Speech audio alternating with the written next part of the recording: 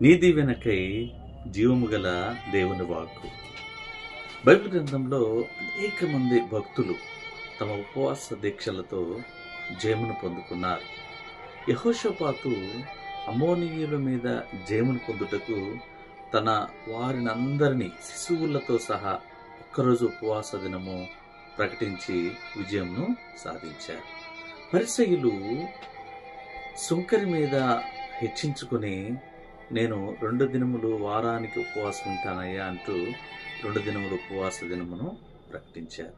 ఎస్తేరు తన జాతి వారందరినీ కాపాడుకొనుటకు, రాజు ఎదుటకు ధైర్యముగా వెళ్ళుటకు, రాజు దయను పొందుటకు 3 రోజుల ఉపవాస దినము ప్రకటించారు.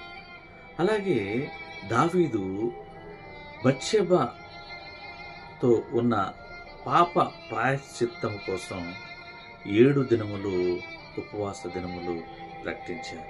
అలాగే పౌలు క్రేతు నది దగ్గర తన వారినందరినీ, ఓడలో ఉన్న వారందరి రక్షణకు 14 రోజులు ఉపవాస దినము ప్రకటించారు. అలాగే దానియేలు భవిష్యత్ దర్శనము కొరకు, దాన్ని గ్రహించును కొరకు 21 రోజుల ఉపవాస దినము ప్రకటించారు.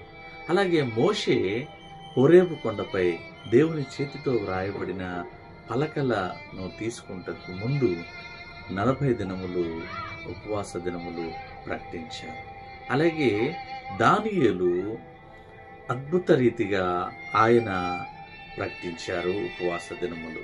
అలాగే ఏలియా 850 మంది బయలు ప్రవక్తలను చంపి యెజెబెలు శపథంతో భయపడి ఆయన అరణ్యంలో బదరి వృక్షం కిందకు వెళ్ళిపోయాడు.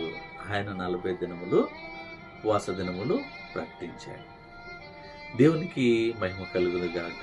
అలాగే పరిశుద్ధుడైన యేసుక్రీస్తు వారు సాతాను జయించుటకు పరిచర్యకు ముందు 40 దినములు ఉపవాస దినములు ప్రకటించారు.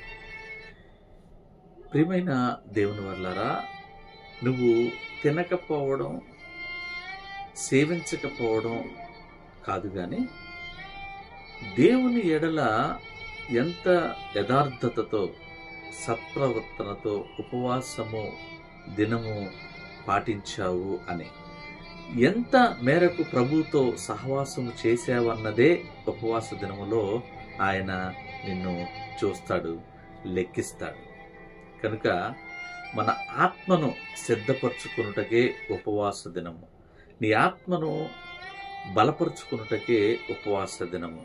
గ్రహించి ఉపవాస దినము పాటించే వారందరూ కూడా దేవునికి ఇష్టానుసారమైన ఉపవాసం చేద్దాం, ప్రార్థిద్దాం, మేలు పొందుకుందాం.